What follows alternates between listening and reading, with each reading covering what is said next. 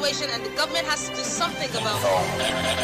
What are you trying to insinuate? All these people looting Nigeria's money? You think? This is Nigeria Info, in the heart of Nigeria. 92.3. We are Nigeria Info. Our freedom depends on our proactive responsibilities. Let's talk, act, and be about development. With one voice, our potential is realized. This is your number one news, talk, and sports radio station. 92.3 Nigeria Info. I am listening.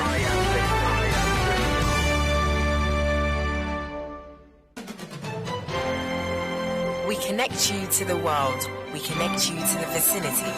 We are Nigeria Info. Listen to me, I said this is a real situation and the government has to do something about it. What are you trying to insinuate? All these people looting Nigeria's money? You think? This is Nigeria Info, in the heart of Nigeria. 92.3. We are Nigeria Info. And now, Hard Facts. Hard Facts with Dowell.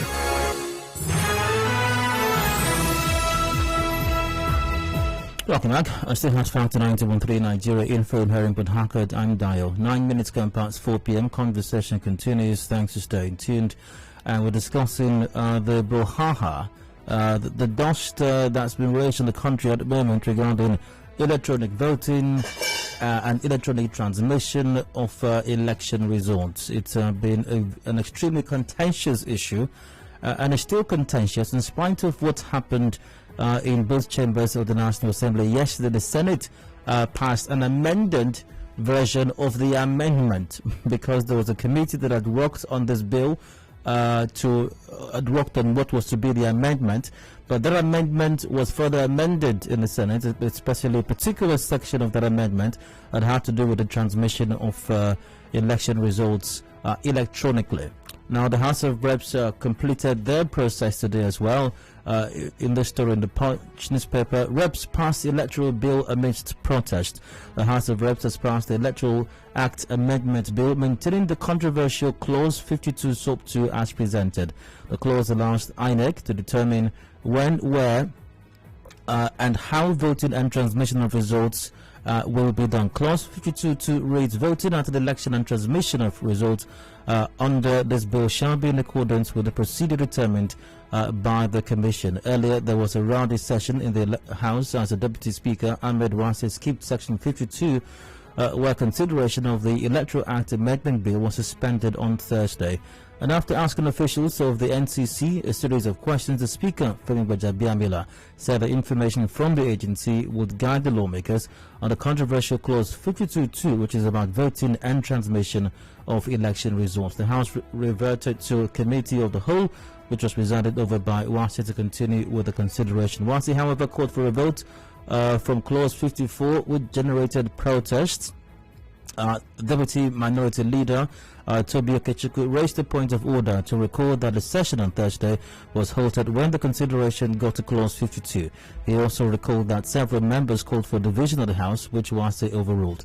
The Deputy Speaker, however, denied blocking division of the House, adding that Clause 52 had already been voted on and passed. Recall that Wase had ruled that the nays had it even when the ayes were louder than the nays. The development had ended normalcy in the chamber. The Punch reported that there was tight security at the National Assembly, especially around the House of Reps chambers on Friday morning.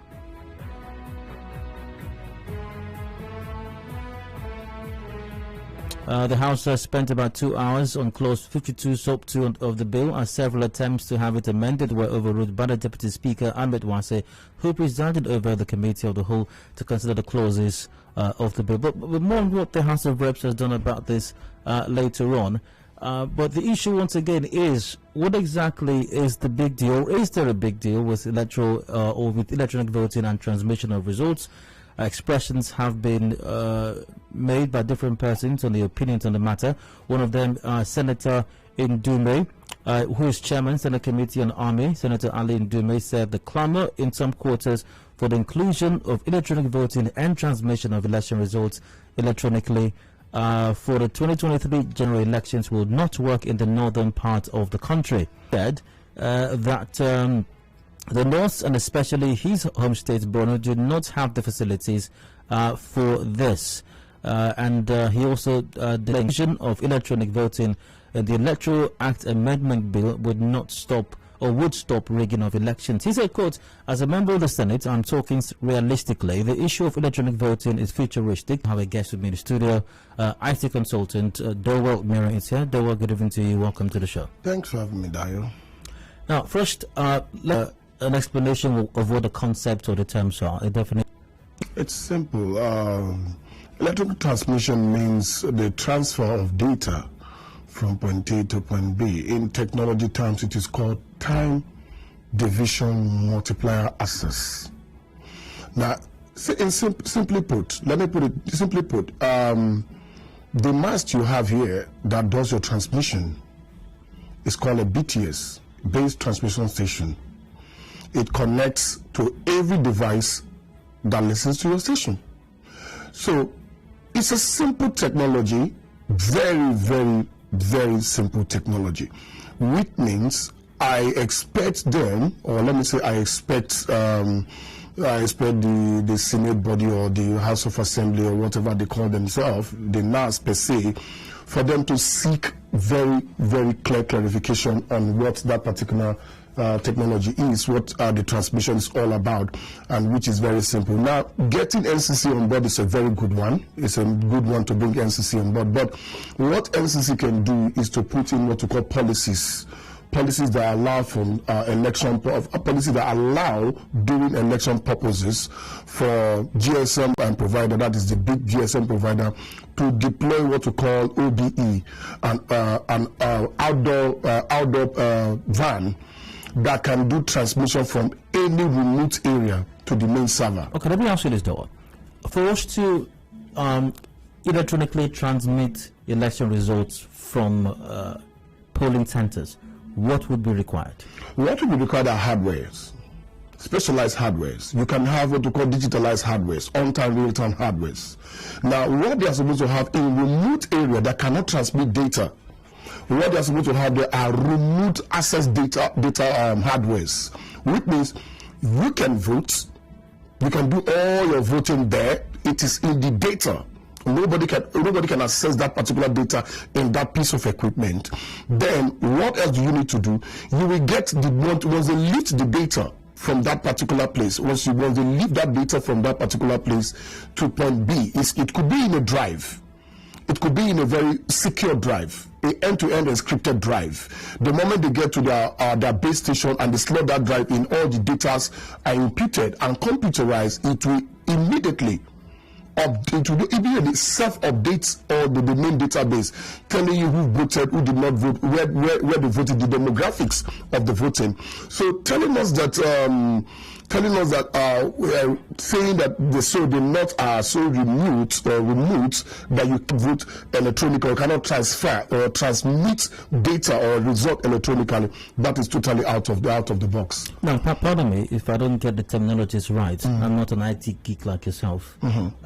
Over what will the election results be transmitted? And what I mean is, some have said they're going to use the internet. Now, you were talking about mast here, which transmits radio waves, which is quite different from the internet, or phone lines for that matter, whatever helps phone lines connect. So, over what will this data be transmitted? Okay, let me break it down to you.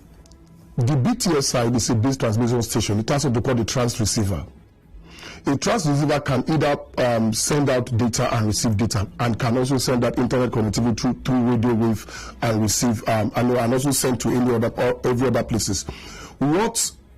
Since we already have BTS scattered all over Nigeria, right? What we now need to do is to get a hardware that remotely that remotely connects to the BTS transmission station, which means, let us assume this is the hardware. It has ability to connect to the base transmission station. They interact. You can remotely vote, and if there is no BTS here, when you take it, let me say we take it from here to Obiakpo right now, right? Immediately you take it to Obiakpo, it will communicate and push all the data. So what INEC is supposed to do is get a remote access hardware that have the ability to collect votes and encrypt that vote so that it cannot be distorted. Now, the NTC was brought into the fray, and I'm sure you're aware. The Senate spoke with the NTC and even the House of Reps as well, how the NTC make a presentation before it in an attempt to make up their minds on what they're going to do. Now, a story here from Premium Times. The Electoral Amendment Bill, only 50.3% of polling stations have facilities for transmission of results, NTC tells Rep. Now, a quick look at that story. The NCC says less than 50% of polling units in Nigeria have the needed network coverage for the transmission of election results. Let's just say about 50%, according to the NCC. Does it then make it a viable option if just about 50% of polling units in the country have what they call have the needed network coverage for the transmission of election results? Would you consider it viable and practicable for us to use this method considering these statistics? There are policies and strategy. Now, what NCC did to you see sometimes when our government organizations speak, they speak from double edge. They know the truth. Let me give you an example. If we have less than 50%, all NCC needs to do is get the big four, put a policy in place that says, election cycle is coming. We need an OBE. An OBE is an outdoor broadcasting equipment. Let me give you an instance. In a remote area where there is no access, of internet or where you cannot make calls in all those areas, they normally deploy what you call an OBE. With an OBE is just like a 20 kVA generator with a mini mast. Once an OBE is deployed, it is self-powered. That particular OBE is self-powered. It can power itself with solar. It can power itself with diesel. Now, for an election that is just about a day, we can actually power that particular piece of equipment with about 100 liters of diesel or 50 liters of diesel. I mean, how many hours is this election going to take place? That particular OBE equipment can transmit data from remote area to the main central server. So all they need to do is put a policy together that brings the big GSM companies together and tell the GSM company together to liaise with INEC, and INEC will give them a contract to deploy their OBE or to bring in more OBE, mini OBE to different remote access areas. See, we have 170-something thousand polling units. Right? How many users do we have in Nigeria? How many GSM users do we have in Nigeria? It outgrows the network we have in Nigeria. Nigeria have the highest amount of GSM users in Africa. Globally, our index globally is very high, which means Nigeria is savvy, which means Nigerians understand what it means to transmit data from point A to point B, either voice, written, or whatsoever. But what I'm talking about is policy. Put these policies in place and say, hey, company A, company B, company C, company D, that are GSM majors in Nigeria. Between this period and this period, we will serve as an arbiter, meaning we are going to be an arbitrator between you and INEC. You are going to deploy mini cost-effective OBEs. Now, these OBEs, INEC doesn't need to buy the OBE. And you see the magic. Okay. INEC doesn't need to pay for the OBEs. All INEC needs to do is pay for the data that is transmitted for that day. It is now in the purview of the GSM majors to bring in this OBE and deploy them to the 170-something polling units. Let me say, not even 170 polling units. There are polling units that are already covered by GSM network. Absolutely, yes. Now, let us say out of that 170-something, let's say 20%. 20%, let's say 40%. NCC says 50% doesn't have coverage. 50% doesn't have coverage. Then let us now concentrate on the 50% that won't have coverage. Which means NCC should bring a policy that says the GSM majors should deploy OBEs that can cover the 50% for the purpose of that day. What's in it for the GSM majors? What's the incentive? Why should they? Because this is going to be extra investment for them in infrastructure. Why should fantastic. Now, an OBE is a very small equipment, right? The cost is not too much. It's not too much on them. Let me tell you what it's going to be. Now, to be very sincere, let's look at it technology-wise. There is what we call shared infrastructure technology wave, which means, let me say, Nigeria, if you have a very massive mast here, and MTN wants to also distribute network around here. MTN does not need to build another mast. They only need to do what they call co-location. They will just come install their radio frequency and they are paying you royalties. That's more money for you, less cost for them. So what are we talking about? They can deploy these OBEs, and the budget that INEC is going to use for transmission is going to be paid to the GSM major according to how many OBE each of the GSM major can deploy. And do not forget, the data packs that will be used that day will also be paid for. Let us say we are paying, each data pack is going to cost about 3 naira. 3 naira times the amount of data pack that is going to be supplied that day is going to be running into millions of naira. That means a huge income is going to be spread across the different percentage among the GSM majors. After the voting is done, and collation has been done, and everything has been done, they retrieve that particular equipment back to their abode, right? In every election cycle, they bring them in areas where they need to. Let me give you an example. If you are, let's assume you are going to your village, and probably there is no network in your village, you can actually approach MTN any of the GSM majors to say, hey, I will be in this place for about a month. I will need an OBE to be deployed for me so that I can make and receive call. And they will say, okay, XYZ amount of days you're going to stay in this particular place where there is no network. You have to pay XYZ amount of money. If you have the means, by all means. I've gone to somewhere in the remote area of Abia State where an OBE was deployed, and the senator was making and receiving calls. Like every other person that went to that particular occasion, an OBE was deployed. The GSM majors have these facilities. I don't know why we are shying away from this. It is not rocket science. It is mere time division multiplier access, which is an OBE.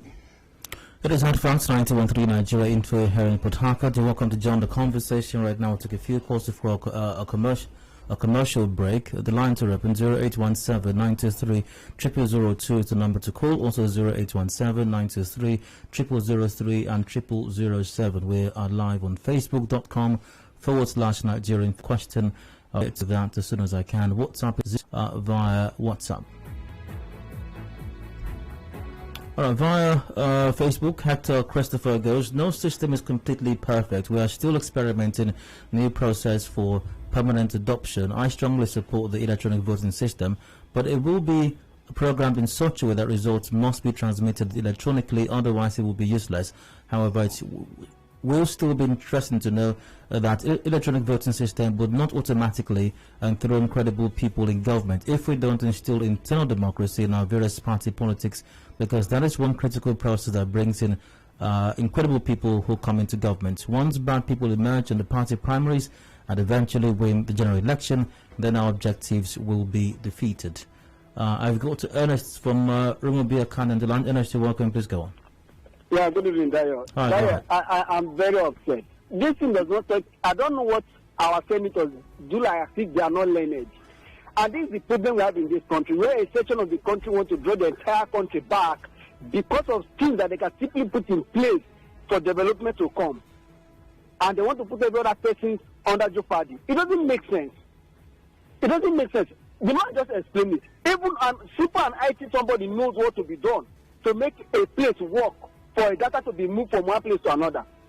For instance, MTN send boys out to go and register SIM card. How do they do it? They have a little data that they carry along. Once they enter into a remote area, after they collect your data, everything, they log into the system. As soon as they enter into network, the thing transmits straight to their data this thing. It's as simple as like that, very small thing. So why did they look at it as if it's a big thing? Okay, in that area where the senator that is even talking now, go to that senator local government. You see people making calls. People are using a radio. How do they get? It's no waves. How do they get information there? Do you know what to say? People are not doing WhatsApp in that area. Why are they lying? just because they want to continue in this bad area of election. Ernest, great to hear. I'm promising to welcome. Please go on. Yes, good evening, Dio. I think that I will use to call it the card readers. Yes. The permanent voters card and the card readers and the machine. You agree with me that at the polling unit there were registrations. This is just a typical example of how a machine can be deployed to every polling unit in Nigeria and data on the card. Assuming there were no network power that sustained the machine for 24 hours. And election is not done 24 hours. It's not 24 hours. So I believe that, just like what your guests have said, there are hardware that can be deployed to every polling unit in Nigeria. Election will be done successful. Data capture and data can also be transmitted perfectly and effectively.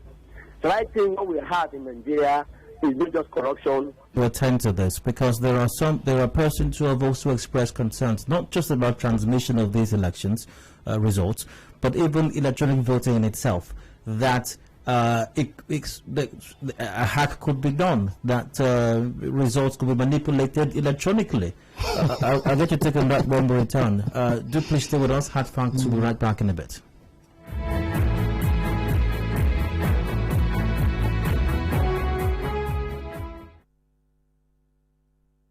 Connect with your customers. Advertise on 92.3 Nigeria Info. Visit our downtown office at Shop 9, Mediatrix of All Gracies Plaza, opposite FIRS, Stadium Road, Port Harcourt, and book your commercials. Call 0817-001-8162. That is 0817-001-8162. And let us connect you to your customers. Connect with your customers. Advertise on 92.3 Nigeria Info. Visit our downtown office at Shop 9, Mediatrix of All Gracies Plaza, opposite FIRS, Stadium Road, Port Harcourt, and book your commercials. Call 0817-001-8162. That is 0817-001-8162. And let us connect you to your customers. Connect with your customers. Advertise on 92.3 Nigeria Info. Visit our downtown office at Shop 9, Mediatrix of All Gracies Plaza, opposite FIRS, Stadium Road, Port Harcourt, and book your commercials.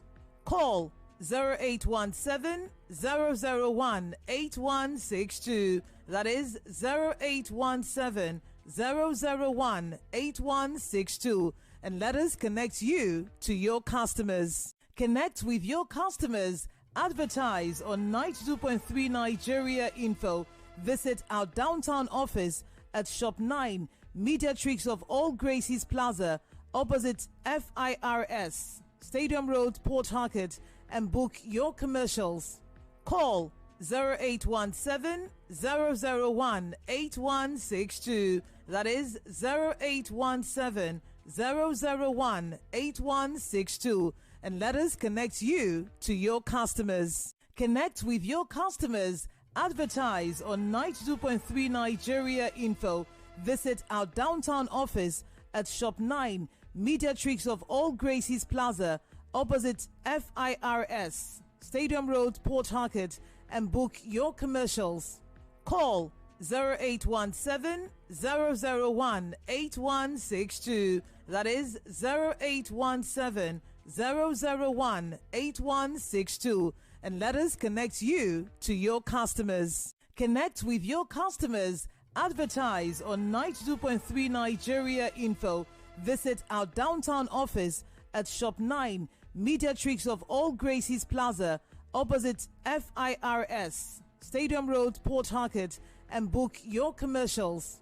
Call 0817-001-8162. That is 0817-001-8162. And let us connect you to your customers. Connect with your customers. Advertise on 92.3 Nigeria Info. Visit our downtown office at Shop 9, Mediatrix of All Gracies Plaza, opposite FIRS, Stadium Road, Port Harcourt, and book your commercials. Call 0817 001 8162. That is 0817 001 8162. And let us connect you to your customers. Connect with your customers. Advertise on 92.3 Nigeria Info. Visit our downtown office at Shop 9, Mediatrix of All Gracies Plaza, opposite FIRS, Stadium Road, Port Harcourt, and book your commercials. Call 0817 001 8162. That is 0817 001 8162. And let us connect you to your customers. Connect with your customers. Advertise on 92.3 Nigeria Info. Visit our downtown office at Shop 9, Mediatrix of All Gracies Plaza, opposite FIRS, Stadium Road, Port Harcourt, and book your commercials. Call 0817 001 8162. That is 0817 001 8162. And let us connect you to your customers. Connect with your customers. Advertise on 92.3 Nigeria Info. Visit our downtown office at Shop 9, Mediatrix of All Gracies Plaza, opposite FIRS, Stadium Road, Port Harcourt, and book your commercials. Call 0817 001 8162. That is 0817 001 8162. And let us connect you to your customers. Connect with your customers. Advertise on 92.3 Nigeria.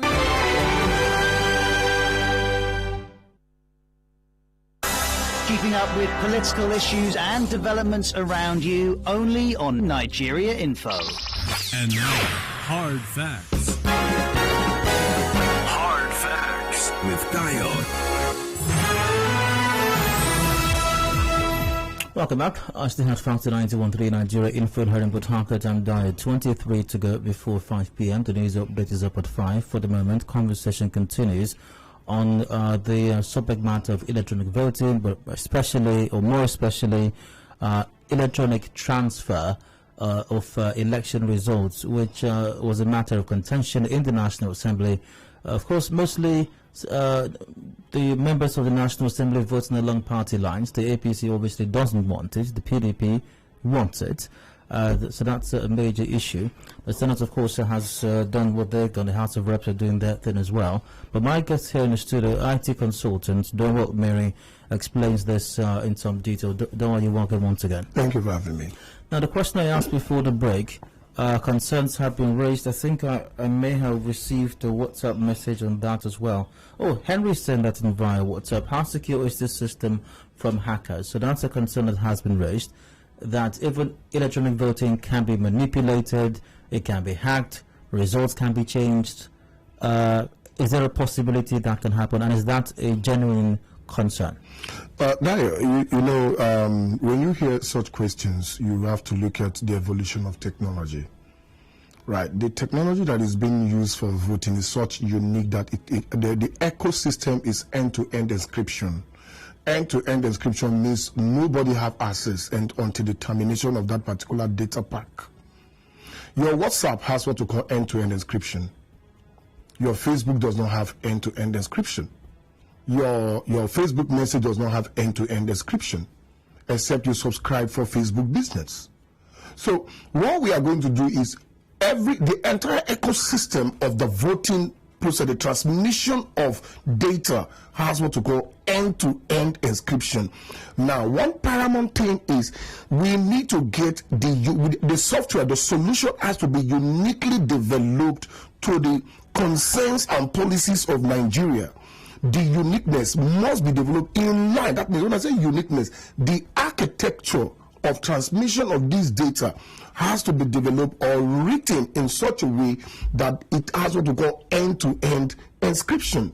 The end-to-end encryption means that data pack, the moment it's being transmitted from pool unit A, nobody has access to it end to end until it terminates in nanoseconds in the server center, which means at the server center we all see it on time, real time.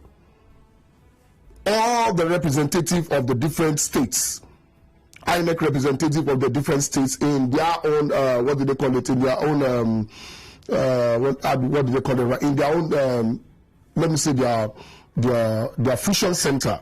Fusion center is where they collect all the data. So if you have, like what you have here, like a fusion center, everybody will see the data drop on time, real time. So the INEC rep of a state doesn't need to go to the different INEC pooling unit agents doesn't need to come to the collision center. All you need to do, let me say, assuming in collision A, in police unit A, there is no network. They are now using remote access hardware.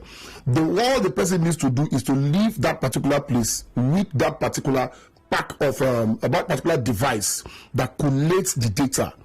He cannot tamper it. Nobody can tamper it because it's encrypted end to end. The moment it gets to where it can insert that particular data, it updates automatically. It's like your POS machine. Your POS machine interacts with your bank. It has what to call end-to-end encryption. The moment you put in your code, it identifies you. Using your card, it identifies you. The moment it identifies you, you put in your code, you get your asset, it speaks to your bank in nanoseconds. And Raul. Henry from Mubo, you're welcome. Please go on.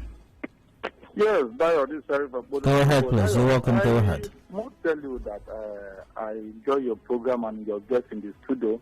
But that guys, I want to draw his attention in this area that is he aware that there are people who specialize in hacking people's accounts, hacking bank accounts, and all the rest.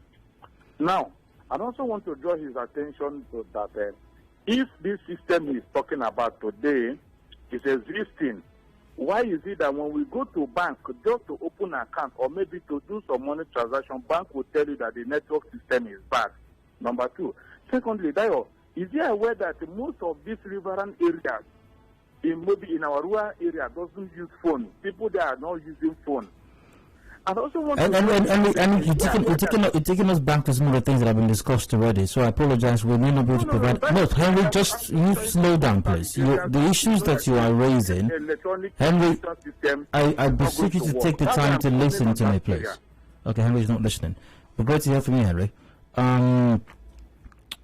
So I was going to ask Henry a question. If Henry has an ATM card, if you're so afraid that your bank account is going to be hacked, why do you use an ATM card? Why do you go to a supermarket or a shopping mall or a bar and you insert that card into an ATM, into a POS machine, or into a POS? Yeah, if you're so scared that your bank is going to be hacked. But some of the issues, because whatever the entity comes up with, the National Assembly still has to give approval for it to go on. So that premise is wrong. It goes on, the cost and time needed, that's the interesting part now. It says the cost and time needed to implement, deploy these infrastructure, test and use them before 2023 is the issue. Maybe in subsequent elections this can be done. Is that a veritable concern? It's not that bringing this equipment in, the ones you talked about, the OBs and the others, installation, testing and all of that, do we have enough time for that? Dayo, I want to tell you something. There is one word I want to use: plug and play. An OB is just a plug and play. They're already made, they're already manufactured, they're just there. Just plug it and play. It's as simple as that. See, we should not run away from these issues. These equipment are plug and play, they are just there. All we need to do right now is, I'm not going to say they've been manufactured, you can just pick it off the shelf and all that. No. They are not kept, for you. You need to make a pre-order, right? We're talking of 2023, which is about 2 years from now. These equipment, look, the 4 big GSM companies in Nigeria, is it 4 or 5? These 4 companies can be given, we are talking about a percentage of about, let me say about 45% persons that doesn't have coverage, right? If we're talking about 45% coverage, what is what is the ratio of the 45% people in terms of 170 something polling units we have in Nigeria? Let's bring it down to about 30,000. If it is about 30,000 or 35,000 people, and OBE, let me say less than 15,000 OBEs can do this work in close proximity to that area. Which means if we keep about, let me say this, what is this area called? What's the area called? Rumusi. If we put 4 OBEs in this entire Rumusi, everybody will have network. Just 4 OBEs. It will power this place for a full day. So what are we talking about? Why are we shying away from the fact? Now, there's something one of the callers said about hacking. Now, even Microsoft, what people don't understand is that every technology company employs what to call ethical hackers and non-ethical hackers. These people are like the security, they are the defense shield of this organization. The 21st century, INEC cannot but have a cyber security team that are ethical hackers. These are the frontliner that shields the entire data from any intruder. Will there be intruders? Oh yes, there will be intruders. There will be intruders. But now, if you employ ethical hackers who put in prior and prime maximum security out there, then your particular database is shielded from these people. It has to be a continuous process. There is no technology company in the world that doesn't have security team manning their data centers. The lines are still open, by the way. 0817 93 0002 or 0003. There's 0817 93 0007 as well. Via Facebook, Uzama Chima goes, when Ndume travels to his community to have town hall meetings with them, how does he communicate with his colleagues, or does he want to tell us that he doesn't make calls when he's in his community? Card reader was used there in electing him, and it's worked, and now it's not workable. Relish goes, fantastic stuff from the analyst. The NCC has been brought in by the enemies of the country to provide cover and give lame excuses why transmission of electronic results or transmission of results electronically shouldn't be allowed.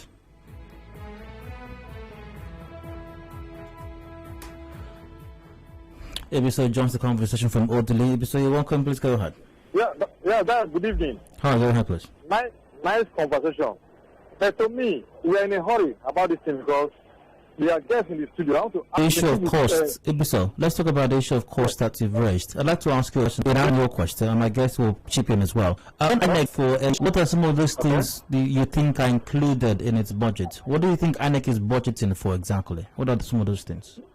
Because this thing we are doing now. So please, just answer the question, please. When INEC budgets for any election, what are some of those core things that INEC is budgeting for? When INEC budgets for an election, now this is a new stuff that what he's saying is not just a 10,000 naira machine. Now, for you to okay, so you're not getting the point I'm making, or maybe you're trying to shy away from it. But my guest will respond to the issue of cost.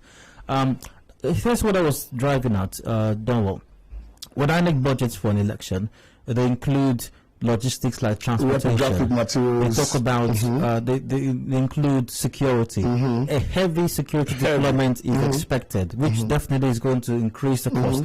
When we have people electronically voting and electronically transmitting results, very likely we're not going to need, 41,000, 22,000, 33,000 soldiers or NSCDC and everybody deployed for elections, because we're not carrying things around like we do normally. So we're definitely going to be reducing significantly some of those things, also printing ballot papers and many other things that add to the cost are going to be eliminated. So I think that with this innovation, cost is actually going to go down. Do you agree with that? I completely agree. Now, let me make you laugh. See, I said something earlier. Let me reiterate. Let me make it. There's no need to give the GSM companies a dime for OBs. They don't need to pay for a dime for the OBs. What they need to do is to go into what we call public-private partnership with the GSM companies. Now, the GSM company will self-fund the required amount of OBE to cover for the deficit 53 or 54% that don't have network up north, or share it among the country, right? Like in my place, some of my people down here in Niger Delta, you have to cross a whole lot of water to get to where they stay. It could be deployed there. Yes, it can be deployed there. So you go into this public-private partnership with the GSM companies with a commitment to pay for data pack transmission. The data pack transmission alone can run into billions of dollars, still cheaper than the reprographic paper materials we use. Give the print or it's 500. It's 500 naira. Imagine if you print 3,000. What does that come to? That's a lot of money. If you print black and white, you're paying close to about $100. If you print 1,000, that's a lot of money. But with electronic spending in printing 2 different colors, the damages, misprint, you have to consider all these things. So if you are budgeting to pay, if you are budgeting to print about 100 million copies, you have to budget to print about 120 million copies, far above what you need, so that you don't have shortfall. But with electronic voting and the PPP in place, the cost of voting will drop. We have clients, which will replace all these other costs. The truth is, they know these things. They know these things. I repeat, they know these things, and they know the implication of all this. Dowell, let me give you a little statistics. JAM transmit their result through electronically. True or false? I suppose true. Thank you. The voter registration and so many other processes that Nigeria has digitalized, they transmit them electronically. Now, my take is this: if we really need to get transmission right, we don't need to invest much on hardwares. The hardwares, we can give it to the GSM company to supply these hardwares, right? Then in the security, we do what we call end-to-end solution, whereby these data cannot be accessed by anybody. Not even the IMEC chairman can access this data. He cannot access the data. You cannot manipulate the data. So you're certain that with all the challenges that we have, failure in electricity, failure with network sometimes, and all the other challenges that we have to deal with, you are 100% convinced, or considerably convinced, that we can deploy electronic voting and electronic transmission of election results as early as 2023. We can with effective project management of the entire process. Not, you see, you need to, if they want this thing done, they need to give it to the private sector that already have the mechanism to get this thing done. Which I repeat again, give it to the GSM majors. They have the skill, the manpower, the time, the resources to get all this thing done on time. Dowell, go back and do your research. How long did it take the GSM company to deploy BTS around Nigeria? How long? It was their first outbreak was 1 full year. Nigeria could make calls. You could speak to your words in different parts of the world in 1 year, and they keep on scaling and scaling and scaling to where we are right now. So what I'm trying to say in essence is that we can deploy both remote and on-time real-time hardwares, and as we go on, we can scale this particular equipment to have. Let me give you some can come in built with solar, so can come in built with diesel. That means either diesel or solar. 50 liters can power this particular equipment. 50 liters can power it, and we will have that. We have the light for the election. The election is not 24 hours, for crying out loud. We'll have to leave it on that note. Many thanks for joining the conversation, especially my guest who's joined me to discuss the practicability of electronic voting and transmission of election results in the country. IT consultant Dowell, Mirin. Dowell, many thanks for your time. Thank you for having me, Dowell. Commercial break comes up right now. We've got the update at 5 p.m. When I return, discussions continue. Do the Nigerian police force understand the concept of human rights, especially here in Rivers State? When I return, do please stay with us.